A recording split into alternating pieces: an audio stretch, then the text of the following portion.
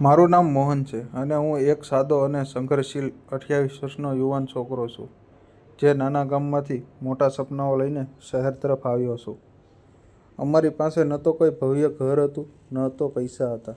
બસ પિતાજીએ એક નાની દુકાન ચલાવતા હતા અને તેમાંથી જ આખું ઘર ચાલતું હતું.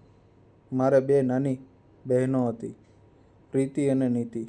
પ્રીતિ મારા કરતાં 2 વર્ષ નાની હતી અને નીતિ 5 વર્ષની. અમે બધા નાનું પણ પ્રેમ જીવન જીવતા હતા, પરંતુ ઈશ્વરની ઈચ્છા ત્યારે અચાનક બધું બદલી નાખે છે. અને એવું જ થયું. જ્યારે પ્રીતિના લગ્ન પછી માત્ર 3 મહિના જ થયા હતા અને પિતાજીને છાતીમાં તીવ્ર દુખાવાની સાથે અચાનક મૃત્યુ થઈ ગયું. તેમને ડૉક્ટર સુધી લઈ જવા પહેલાં જ તેણે દમ તોડી દીધો અને અમારા ઘર ઉપર દુઃખનો ડુંગર તૂટી પડ્યો. મારી મા શોકમાં પથ્થર જેવી બની ગઈ. તે સતત રડતી અને મોંમાં એક જ વાક્ય હતું, હવે મારી દીકરીની નીતિનું શું? આ દીકરીઓનું જીવન હવે કોણ સંભાળશે? હું એક જ દિવસથી માનો એકલો સહારો બની ગયો અને મેં નિર્ણય કર્યો કે હવે મારે વધુ જવાબદારીથી જીવન જીવવું પડશે. ગામમાં રોજ મજૂરી કરતો, ક્યારેક ખેતરમાં તો ક્યારેક ઈંટના ભઠ્ઠા ઉપર. પણ એ પૈસાથી ઘર તો ક્યારેક યોગ્ય રીતે ચાલતું પણ નહોતું. એક દિવસ મેં જોયું કે મારી મા પાડોશના ઘરમાં વાસણ ધોઈ રહી હતી. તે મારાથી સહન થયું નહીં. મેં કહ્યું, મા, હવે તમે બીજા ઘરે કામ કરવા નહીં જતા. તમારો દીકરો જીવે છે ત્યાં સુધી તમને આ બધું નહીં કરવા દે. તમે બીજાના ઘરમાં વાસણ ધોઈને કમાશો. ત્યારે મારી માની આંખો ભીની હતી અને કહ્યું, બેટા, તું તો કમાઈ લાવે જ છે, પણ નીતિના લગ્ન માટે પૈસા ક્યાંથી લાવશું? એ જ રાતે મેં નક્કી કર્યું કે હવે મારે શહેર જવું પડશે, જેથી હું મારી વધુ કમાણી કરી શકું. બીજે દિવસે મારે એક ગામમાં મજૂરી માટે જવાનું હતું. ત્યાં હું ગયો તો મારો જૂનો મિત્ર વિનોદ મળ્યો.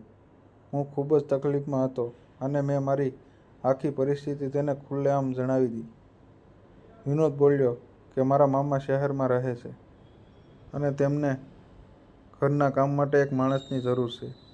રહેવાનું અને ખાવાનું મફત અને પગાર પણ સારો મળશે. ત્યાં મારી આશા ફરીવાર જીવિત થઈ ગઈ. વિનોદ તરત જ તેના મામાને ફોન કરી વાત કરી અને તેણે મારો સંપર્ક આપી દીધો. તેઓ રાજી થઈ ગયા અને મેં મારી માને કહ્યું કે મારે શહેર જવું પડશે, જેથી હું વધુ કમાણી કરી શકું અને નીતિના લગ્ન માટે યોગ્ય ઘર બનાવી શકું. મારી મા થોડી ગભરાઈ ગઈ, પરંતુ શાંત રહી અને મારા માથા પર હાથ ફેરવી અને મારી માએ એટલું જ કહ્યું, બેટા, તું પોતાનું ધ્યાન રાખજે. મારી બહેન નીતિની આંખોમાં પણ આંસુ આવી ગયા હતા. આંસુથી તે ભરાઈ ગઈ હતી. હું સવારે બસ પકડીને શહેર જવા નીકળી ગયો. શહેર પહોંચીને વિનોદે આપેલા સરનામે એક રિક્ષા લઈને બંગલા સુધી ગયો. ત્યાં એક આગળ મોટો ગેટ હતો અને લોખંડ જેવી મજબૂત દિવાલો હતી. બીજું શહેર જીવન જીવવા મેં ક્યારેય જોયું નહોતું. બસ ડરની સાથે મેં ડોરબેલ વગાડી.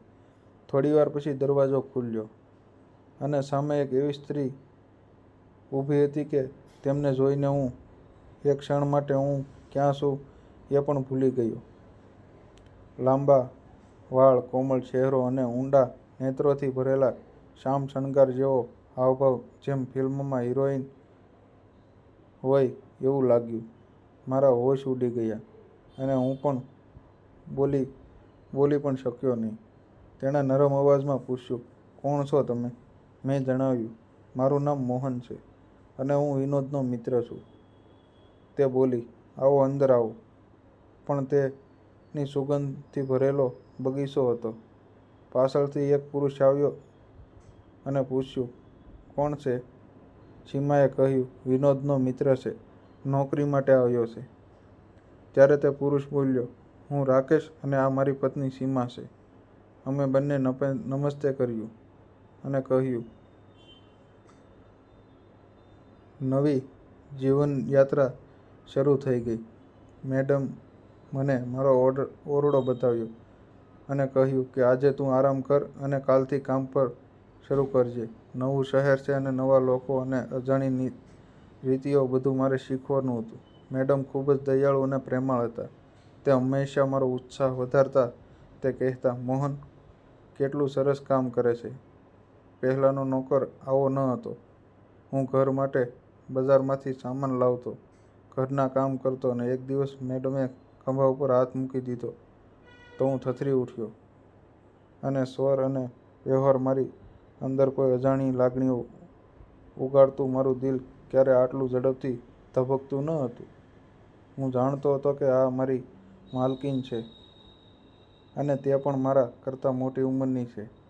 પણ મિત્રો, દિલની લાગણીઓને કાબૂ રાખવી સહેલી નથી.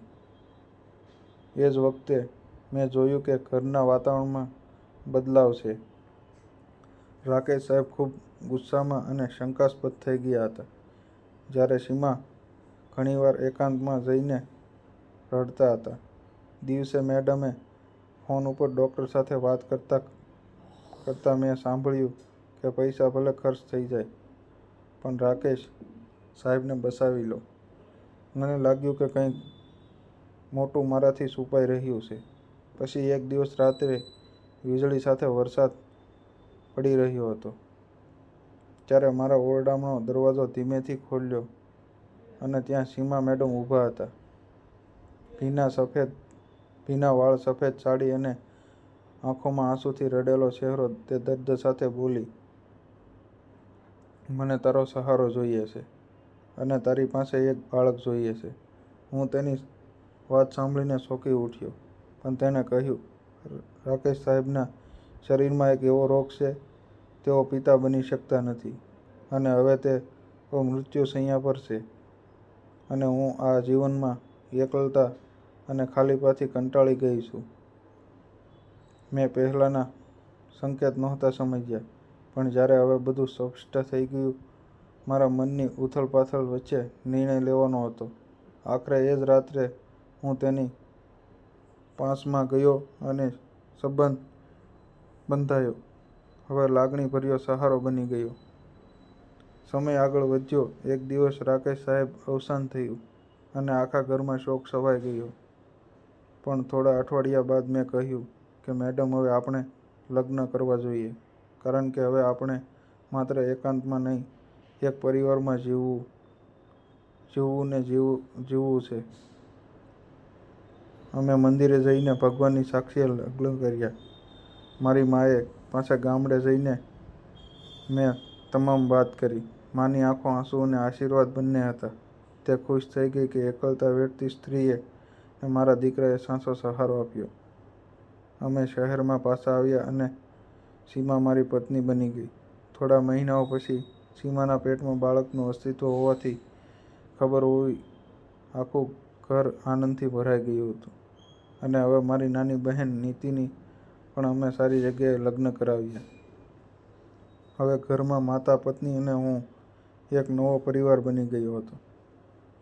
એકલતાના દુઃખમાંથી સંઘર્ષ અને પ્રેમના જીવનમાં અમે પડકારભર્યા રસ્તાઓ પાર કર્યો.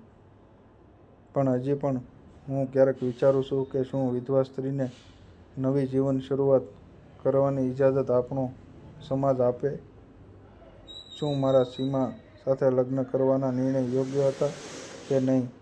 શું લોકો હંમેશા અમારા સંબંધને શંકાની નજરે જોશે કે ક્યારેક અમારું માન આપશે, સન્માન આપશે? મિત્રો, એવી કેટલીક છોકરીઓ છે જેમને જીવનમાં સહારો મળવો જોઈએ, પણ સમયસર સાચો સાથ મળવો જોઈએ. શું મારો નિર્ણય ખોટો છે કે હું ખોટો છું? મિત્રો, આ વાર્તામાં આવેલા નામ અને ઘટના કાલ્પનિક હતા, પણ એક સરસ મજાનો સંદેશ છુપાયેલો હતો. તો તમને આ વાર્તા કેવી લાગી? અને જતા પહેલાં વિડીયોને લાઇક અને ચેનલને સબસ્ક્રાઈબ કરવાનું ન ભૂલો. ફરી મળીએ આવતીકાલે. ત્યાં સુધી આવજો. ધન્યવાદ મિત્રો.